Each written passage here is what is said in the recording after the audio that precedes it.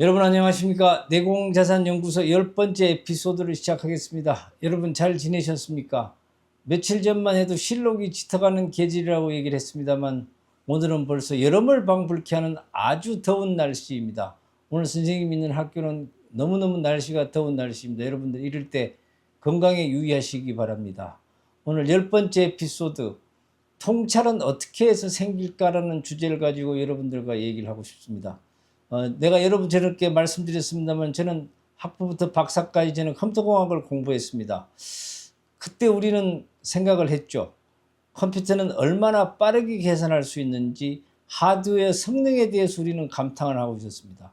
즉 CPU의 속도라든지 메모리의 용량이라든지 데이터 처리 속도를 가지고 더 빠르고 정확하게 더 효율적인 시스템을 하기 위해서 밤을 새우곤 했습니다. 되도록여 생각을 해보면 ISO 7 레이어라고 하는 어떤 표준화된 스탠다드 안에서 컴퓨터 구조를 어떻게 계산을 하고 어떻게 데이터를 처리하는가에 대한 하드웨어 파워가 굉장히 중요했던 시기였던 것 같습니다. 근데요, 지금은 세간이 지나고 보니까 굉장히 중요한 사실 하나 깨달았습니다. 세상에는요, 움직이는 사람들 중에서는 많은 정보가 아니라 그 정보에 대한 속성을 깨닫고 알고리즘을 어떻게 잘 설계하느냐가 중요하다는 것을 우리는 알고 있습니다. 그걸 가지고 우리는 요즘 말로 하면 통찰이라고 얘기를 하고 인문사회적으로는 통섭이라는 얘기를 합니다. 그러면 통찰은 처리 속도가 아니라 구조에 대한 이해, 소프트웨어적으로 맥락에 대한 이해, 알고리즘에 대한 이해라는 평이 나오고 있습니다. 컴퓨터공학을 공부하다 보면 처음에는 누구나 하드웨어에 대한 매력에 빠지는 것은 기정사실인 것 같습니다. 얼마나 좋은 성능이 좋은 CPU, 메모리는 얼마나 좋고 데이터 용량은 얼마나 많은 것을 저장할 수 있는가에 대한 관심, 즉 다시 말씀드리지만 하드 파워에 대해서 굉장히 관심을 많이 갖다가 우리는 시간이 지나면 알고 있습니다. 가장 중요한 것은 하드 파워가 아니라 소프트웨어 파워이고 그에 따른 진짜 중요한 것은 구조이라는 것입니다. 그죠? 데이터가 어떻게 정리되고 어떤 경로로 이동되며 어떤 파일과 어떤 데이터베이스에서 신속하게 원하는 자료를 얻을 수 있느냐입니다. 그죠? 어떤 명어가 전체 명령에 따라 시스템을 움직이는가, 이것을 이해하려면 바로 컴퓨터의 구조가 보이고 컴퓨터를 이해하고 있습니다. 저는 인생도 그렇고 학업도 그렇다고 생각을 합니다. 예술대학을 다니거나 대학을 다닌 여러분들도 볼 때는 사람을 볼 때 외모를 보고 말만 행동을 봤을 때는 굉장히 우수해 보입니다만 그 사람의 여러 가지 내적인 생각을 하고 그 사람들의 내면을 이해할 수 있는 통섭의 능력이 될 때까지는 시간이 필요합니다. 그 사람의 기억, 상처, 욕망, 습관, 반복되는 그 사람들의 알고리즘, 루틴을 보게 되면 그 사람을 알게 되죠. 이런 것들을 우리가 통찰의 능력이라고 얘기하지 않습니까? 보이지 않는 구조를 읽어낼 수 있는 능력입니다. 우리 컴퓨터도 마찬가지입니다. 데이터는 흩어져 있는 조각들입니다. 하지만 그 조각들이 어떤 질서로 잘 움직이고 있는지를 알아야 됩니다. 컴퓨터는 0과 1을 알 수 있는 그 자체는 의미가 없죠. 그것이 어떤 코드가 되고 프로그래밍이 되고 그것이 적절한 운영체제 안에서 시스템으로 움직이게 될 것입니다. 인간의 삶도 마칠 것입니다. 삶도 마찬가지고요.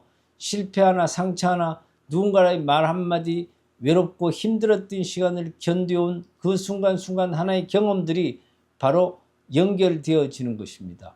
그렇다면 그것이 어느 날 눈에 보이지 않는 패턴이 말하고 그 순간 사람을 말합니다. 아, 이제는 조금 알 것 같다. 통찰. 바로 그 순간이 탄생하는 것입니다. 인간 셀프 그 자체로의 플랫폼이 형성되는 것이지요. 그죠? 우리는 이런 통찰의 깊이를 우리 깊은 캐시 메모를 가진 사람에게 생긴다고 합니다. 컴퓨터 구조에서도 여러분 잘 알 수 있습니다만 속도를 결정하는 가장 중요한 요소 중에 하나가 캐시 메모리라고 하는데요. 자주 사용하는 데이터를 가까운 곳에 저장을 해두고 그것을 불러와서 연산의 속도를 높이는 것을 캐싱 메모리라고 하는데요. 우리 뇌의 인간 구조도 많은 뉴런들의 네트워크로 수조 단위의 개수로 연결이 되어 있지만 이 구조도 역시 캐싱 메모리와 같은 기능을 갖고 있는 구조가 있다고 됩니다.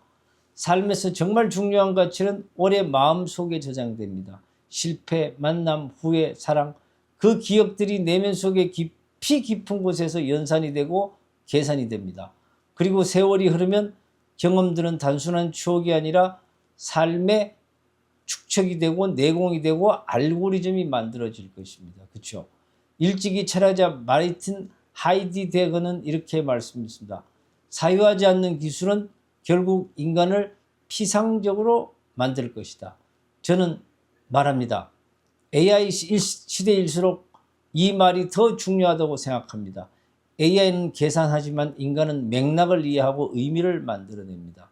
AI는 놀라울 정도로 빠른 발전하고 있습니다.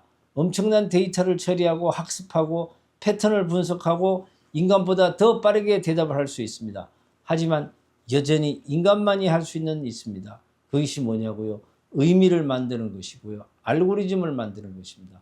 왜 살아야 하는지, 무엇이 아름다운 것인지, 무엇을 사랑해야 되는지 이 질문은 오직 인간만이 할 수 있습니다. 그렇죠? 결국 여러분의 통찰력이 여러분의 삶의 농도를 결정한다고 생각합니다. 통찰은 하루아침에 생기지 않습니다. 말씀드렸던 것처럼 오랫동안 천천히 쌓아온 여러분들의 경험들이 만들어낼 것입니다. 통찰은 단순한 지식이 아닙니다. 삶이 충분히 숙성되었을 때 바로 나타나는 것입니다. 마무리하겠습니다, 여러분. 세상은 점점 빨라지고 있습니다. 하지만 인간은 더 깊어질 때 성장합니다. 많이 아는 사람이 되기보다는 본질을 이해하고 맥락을 이해하고 알고리즘을 설계하시고 여러분 자체가 개인이 개인의 플랫폼이 되는 통찰력을 가지시기를 바랍니다. 오늘도 여기는 내공자산연구소였습니다. 10번째 에피소드를 마치겠습니다. 여러분 감사합니다.